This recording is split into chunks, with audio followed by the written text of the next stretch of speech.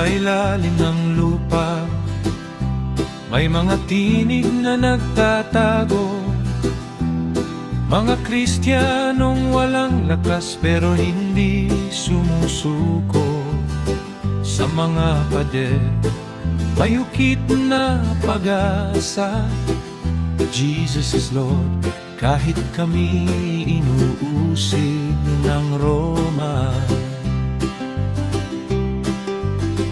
Sa ibabaw ng lupa, sumisigaw ang mga Diyos-Diyosan. Sol Invictus, Hari ng Liwanag, Diyos ng Emperador. Mitras, mandirigmang sinasamba ng sundalo sa dilim. Apollo, Diyos ng araw, musika at propesya.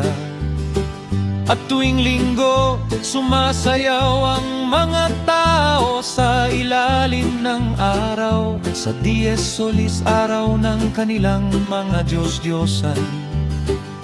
Ito ang mundo bago dumating ang krus. Ito ang mundong haharapin ng isang batang magiging hari. Siya ay naging pinuno, pero sa puso niya may tanong na hindi masagot.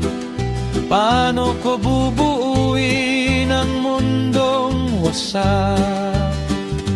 Isang krus na nagningning sa langit at tinig na nagsabi, sa tandang ito, ikaw ay magtatagumpay.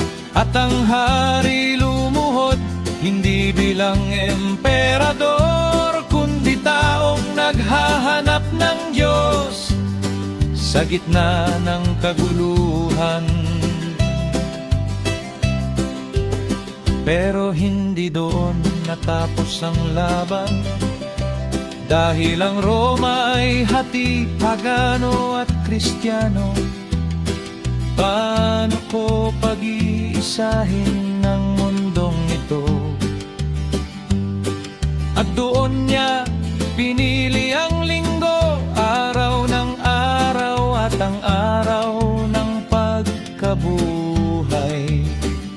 Araw ng Sol Invictus at araw ng Panginoon. Isang araw na kayang tanggapin ng mga tao, pero kailanman ay hindi susunod ang Panginoon sa tao. Nagtagpo ang dalawang kaharian, ang kaharian ng araw at ang kaharian ng Panginoon. Naghalo ang tradisyon ng tao at ang utos ng langit. Nakakalungkot isipin na ganito ang nangyari. Si Constantine ay tao, may paniniwala, may ambisyon, pero ayaw din niyang magkagulo mga tao. Nawalan siya ng tiwala sa Panginoon at pinili niya ang kapangyarihan. Ang pagsasalungat niya sa ika-4 na bili ng Diyos ay malaki katanungan, at sa kanyang kamay nilagdaan niya ang batas. Let all rest on the venerable day of the sun. Hindi Lord's Day, hindi Sabat, kundi Day of the Sun, ang araw ng mga Diyos-Diyosan.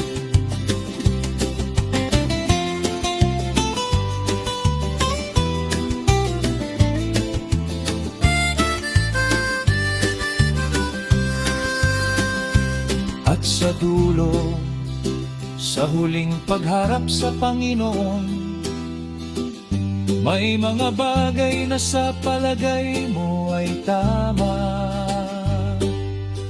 Ang Panginoon lang ang makapagsasabi kung tatanggapin ba niya ang mga ginawa mong labag sa utos, ang paggawa ng Sunday Law dahil sa pangangailan ng imperyo? Ang Panginoon lang ang makakapaghahatol kung tatanggapin ba niya ang mga excuses ni Constantine. Pero alam natin na ang Diyos ay tumitingin sa puso at sitwasyon, hindi sa katayuan mo sa buhay. Lord, para sa akin ang utos mo lang ang aking susundin.